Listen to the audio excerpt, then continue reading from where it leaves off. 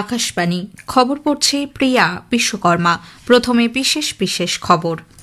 উত্তরপ্রদেশে এসআইআর এর আওতায় নির্বাচন কমিশন খসড়া ভোটার তালিকা প্রকাশ করেছে। মোট 2,89,00,000 নাম বাদ পড়েছে। পশ্চিমবঙ্গে ভোটার তালিকার লজিক্যাল ডিসক্রিপেন্সি সংক্রান্ত সব নোটিশ 4 থেকে 5 দিনের মধ্যেই সংশ্লিষ্ট ভোটারদের হাতে পৌঁছে দিতে নির্দেশ দিয়েছে নির্বাচন কমিশন। কেন্দ্রীয় ইলেকট্রনিক্স ও তথ্য প্রযুক্তি মন্ত্রী অশ্বিনী বৈষ্ণব বলেছেন, স্বাস্থ্য পরিষেবা, শিক্ষা, কৃষি, পরিকাঠামো ইত্যাদি ক্ষেত্রে এআই যুগান্তকারী পরিবর্তন আনছে। বিকশিত ভারত নির্মাণ এবং দেশের সুস্থায়ী সামাজিক ও অর্থনৈতিক ভবিষ্যৎ সুনিশ্চিত করার লক্ষ্যে অপুষ্টি দূরীকরণ অত্যন্ত জরুরি বলে কেন্দ্রীয় বাণিজ্য ও শিল্পমন্ত্রী পীয়ূষ গোয়েল মত প্রকাশ করেছেন। ভারতের ব্যাডমিন্টন তারকা লক্ষ্য সেন এবং Ayush Shetty Malaysia Open Super 750 badminton টুর্নামেন্টে পুরুষদের সিঙ্গলসের দ্বিতীয় রাউন্ডে উঠেছেন। আসছে বিস্তারিত খবরে। উত্তরপ্রদেশে ভোটার তালিকায় বিশেষ নিবিড় সংশোধনী এসআইআর এর আওতায় নির্বাচন কমিশন আজ খসড়া ভোটার তালিকা প্রকাশ করেছে।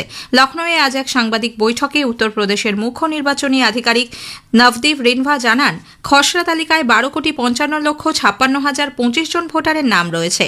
মোট 2,89,00,000 নাম বাদ পড়েছে। এর মধ্যে 46 লক্ষের বেশি মৃত, 2,17,00,000 ভোটারের হদিশ পাওয়া যায়নি, 25 লক্ষের বেশি ভোটারের নাম একাধিকবার রয়েছে। পশ্চিমবঙ্গে ভোটার তালিকার তথাকথিত তথ্যগত অসঙ্গতি বা লজিক্যাল ডিসক্রিপেন্সি সংক্রান্ত সমস্ত নোটিশ অবিলম্বে ডাউনলোড করে আগামী 4 থেকে 5 দিনের মধ্যেই সংশ্লিষ্ট ভোটারদের হাতে পৌঁছে দিতে নির্বাচন কমিশন কঠোর নির্দেশ দিয়েছে। এই কাজে কোনো রকম গাফিলতি বরদাস্ত করা হবে না বলেও বার্তা দেওয়া হয়েছে। নির্বাচন কমিশনের এই নির্দেশের প্রেক্ষিতে রাজ্যের মুখ্য নির্বাচনী আধিকারিকের দপ্তর সব জেলা নির্বাচনী আধিকারিকদের কাছে নোটিশ পাঠিয়েছে। সেখানে জানানো হয়েছে, আজ থেকে প্রতিদিন বিধানসভা কেন্দ্রভিত্তিক কতগুলি লজিক্যাল ডিসক্রিপেন্সি নোটিশ সার্ভ করা হলো তার বিস্তারিত রিপোর্ট জমা দিতে হবে। উল্লেখ্য, রাজ্যে ভোটার তালিকার বিশেষ নিবিড় সংশোধনী চলাকালীন প্রথম দফায় তথ্যগত অসঙ্গতির তালিকায় প্রায় 1,36,00,000 ভোটারের নাম উঠে এসেছিল। তবে পরবর্তী যাচাই ও সংশোধনের পর সেই সংখ্যা কমেছে। সর্বশেষ হিসেব অনুযায়ী লজিক্যাল ডিসক্রিপেন্সির আওতায় থাকা ভোটারের সংখ্যা নেমে এসেছে প্রায় 95 লক্ষে। ভোটমুখী রাজ্যগুলির পর সব রাজ্য ও কেন্দ্রশাসিত অঞ্চলের মুখ্য নির্বাচনী আধিকারিকের সঙ্গে বৈঠকে বসছে নির্বাচন কমিশন। আগামী 8 জানুয়ারি সকাল 10টা থেকে জরুরি ভিত্তিতে এই বৈঠক করবেন মুখ্য নির্বাচন কমিশনার জ্ঞানেশ কুমার। নির্বাচন কমিশন সূত্রে এই খবর জানা গিয়েছে। সূত্রের দাবি, চলতি বিশেষ নিবিড় সংশোধন প্রক্রিয়া, ভোট প্রস্তুতি এবং আইন শৃঙ্খলা সংক্রান্ত একাধিক গুরুত্বপূর্ণ বিষয় নিয়েই এই বৈঠকে আলোচনা হতে পারে। কেন্দ্রীয় ইলেকট্রনিক্স ও তথ্য প্রযুক্তি মন্ত্রী অশ্বিনী বৈষ্ণব বলেছেন, স্বাস্থ্য পরিষেবা, শিক্ষা, কৃষি, প্রশাসনিক কাজ এবং পরিকাঠামো ক্ষেত্রে কৃত্রিম বুদ্ধিমত্তা বা এআই যুগান্তকারী পরিবর্তন আনছে। রাজস্থানের জয়পুরে অনুষ্ঠিত কৃত্রিম বুদ্ধিমত্তা সম্মেলনে শ্রী বৈষ্ণব আজ ভার্চুয়ালি বক্তব্য রাখেন। তিনি বলেন, গ্লোবাল এআই ইম্প্যাক্ট সামিট আগামী মাসে ভারতে আয়োজন করা হবে। এই সম্মেলন আগে ব্রিটেন, দক্ষিণ কোরিয়া এবং ফ্রান্সে অনুষ্ঠিত হয়েছিল। গ্লোবাল এআই সম্মেলনের প্রস্তুতির অঙ্গ হিসেবে দেশের সব রাজ্যে আঞ্চলিক স্তরে এআই সামিট অনুষ্ঠিত হচ্ছে। মন্ত্রী বলেন, আগামী 1 বছরের মধ্যে 10 লক্ষ তরুণ এবং ক্ষুদ্র উদ্যোগপতিদের কৃত্রিম বুদ্ধিমত্তা বা এআই বিষয়ে দক্ষ করে তোলা হবে। ইন্ডিয়া এআই মিশন নিয়ে বেশ কিছু নতুন পরীক্ষা নিরীক্ষা চলছে বলেও তিনি জানান। भारत की आईटी इंडस्ट्री एक बहुत बड़ी ताकत है हमारी।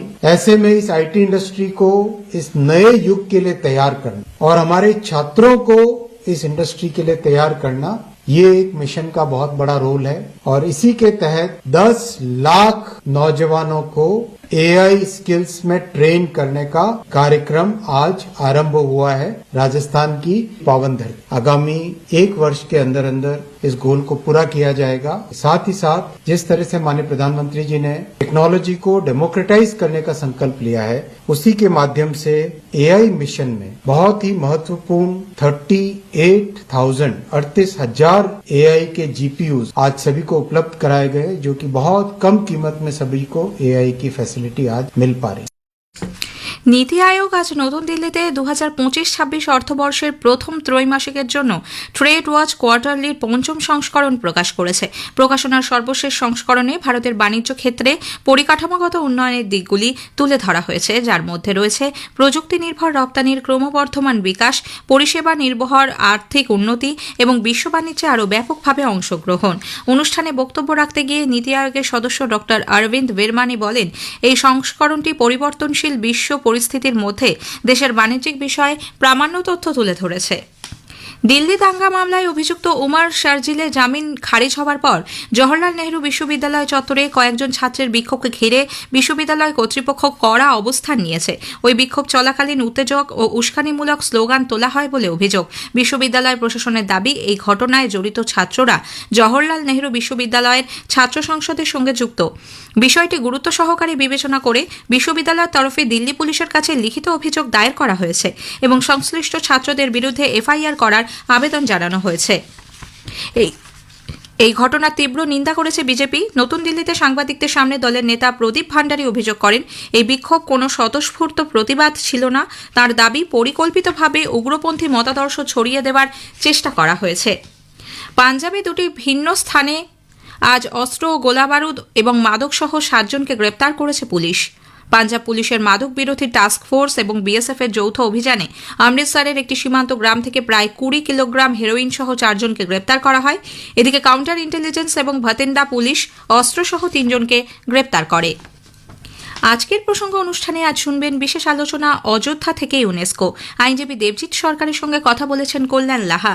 আকাশবাণী সংবাদ বিভাগ প্রযোজিত অনুষ্ঠানটি শুনবেন আজ রাত 8টায় গীতাঞ্জলি, ডিটিএইচ বাংলা এবং সোশ্যাল মিডিয়া প্ল্যাটফর্মে। খবর শুনছেন আকাশবাণী থেকে। কেন্দ্রীয় বাণিজ্য ও শিল্পমন্ত্রী পীয়ূষ গোয়েল বলেছেন, বিকশিত ভারত নির্মাণ এবং দেশের সুস্থায়ী সামাজিক ও অর্থনৈতিক ভবিষ্যৎ সুনিশ্চিত করার লক্ষ্যে অপুষ্টি দূরীকরণ অত্যন্ত জরুরি। নতুন দিল্লিতে জাতীয় ডেয়ারি ডেভেলপমেন্ট বোর্ড আয়োজিত পুষ্টি সংক্রান্ত সম্মেলনে শ্রী গোয়েল বলেন, অপুষ্টি একটি জটিল সমস্যা, যার সমাধানে সমন্বিত উদ্যোগের প্রয়োজন। आप नई सोच ला रहे हो कि सीएसआर और कुपोषण की लड़ाई को कैसे जोड़ा जाए। आप अलग वर्गों को, गर्भवती महिला से लेके महिलाओं से बच्चों से लेके किसानों, सभी को जोड़ने का काम कर रहे हो। स्कूल, कॉलेज, और ये सिलसिला मैं आगे बढ़ाते जा सकता हूँ। অপুষ্টির মূল কারণ অনুসন্ধান ও তার মোকাবিলায় নারী ও শিশু উন্নয়ন মন্ত্রকের ভূমিকার কথা তুলে ধরেন তিনি বলেন, গর্ভাবস্থায় এবং শৈশবের শুরুতেই সঠিক পুষ্টি অত্যন্ত গুরুত্বপূর্ণ। মাদ্রাস হাইকোর্টের মাদুরাই ডিভিশন বেঞ্চ থিরুপ্পারানকুন্ড্রাম পাহাড়ে প্রদীপ প্রজ্বলন নিয়ে সিঙ্গেল বেঞ্চের নির্দেশ বহাল রেখেছে।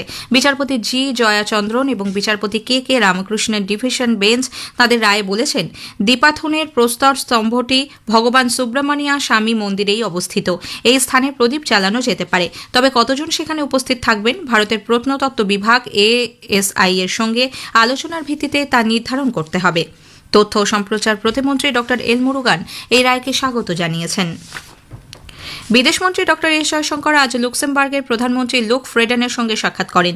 সোশ্যাল মিডিয়ায় এক পোস্টে ডক্টর জয়শঙ্কর বলেন, আর্থিক অংশীদারিত্ব, বিনিয়োগ, প্রযুক্তি এবং উদ্ভাবন ক্ষেত্রে দুদেশের সহযোগিতা বৃদ্ধি নিয়ে তাদের কথা হয়েছে। ইসরায়েল লেবাননে হেজবুল্লাহ এবং হামাসের একাধিক ঘাঁটি লক্ষ্য করে বিমান হামলা চালিয়েছে। দক্ষিণ লেবাননের উপকূলবর্তী সিডন শহরে এই হামলায় একটি 3তলা বাণিজ্য কেন্দ্র ভেঙে গুঁড়িয়ে গিয়েছে। গত রাত থেকে আজ সকাল পর্যন্ত আক্রমণ চলে। সামাজিক মাধ্যমে ছড়িয়ে পড়া ভিডিও ফুটেজে দেখা গেছে ধ্বংসচিত্র। লেবাননের রাষ্ট্রপতি জোসেফ আউন এই হামলার নিন্দা করেছেন। জাপানের পশ্চিম অংশে আজ 6.4 মাত্রা তীব্র ভূকম্পন অনুভূত হয়। কয়েকজনের আহত হওয়ার খবর মিলেছে। সে দেশের আবহাওয়া দপ্তর জানিয়েছে, আজ সকালে পূর্ব সীমানে প্রিফেকচারে মাটির প্রায় 10 কিলোমিটার গভীরে ছিল এর উৎসস্থল। ভারতের ব্যাডমিন্টন তারকা লক্ষ্য সেন এবং Ayush Shetty Malaysia Open Super 750 badminton টুর্নামেন্টে পুরুষদের সিঙ্গলসের দ্বিতীয় রাউন্ডে উঠেছেন। লক্ষ্য সেন সিঙ্গাপুরের জিয়া হেং জেসন তেকে 21-16, 15-21, 21-14 পরাজিত করেন। আগামীকাল তিনি হংকংয়ের লি চিউকিউ এর মুখোমুখি হবেন। অন্যদিকে আয়ুষ প্যারিস অলিম্পিক্সে ব্রোঞ্জ পদক জয়ী মালয়েশিয়ার লি জিয়াকে 21-12, 21-17 হারিয়ে দেন। ভারতের শীর্ষ বাছাই স্কোয়াশ খেলোয়াড় অনাহত সিং আজ বার্মিংহামে অনুষ্ঠিত ব্রিটিশ জুনিয়র ওপেন স্কোয়াশে মহিলাদের অনূর্ধ্ব 19 বিভাগে প্রথমবার ফাইনালে পৌঁছেছেন। 17 বছর বয়সী অনাহত সেমিফাইনালে মাত্র 28 মিনিটে মিশরের প্রতিদ্বন্দ্বীকে হারিয়ে দেন। শেষ করার আগে খবরের বিশেষ কিছু অংশ আরও একবার। উত্তরপ্রদেশে এসআইআর এর আওতায় নির্বাচন কমিশন খসড়া ভোটার তালিকা প্রকাশ করেছে। মোট 2,89,00,000 নাম বাদ পড়েছে। পশ্চিমবঙ্গে ভোটার তালিকার লজিক্যাল ডিসক্রিপেন্সি সংক্রান্ত সব নোটিশ 4 থেকে 5 দিনের মধ্যেই সংশ্লিষ্ট ভোটারদের হাতে পৌঁছে দিতে নির্দেশ দিয়েছে নির্বাচন কমিশন। খবর শেষ হলেও একটু পরেই স্থানীয় সংবাদ।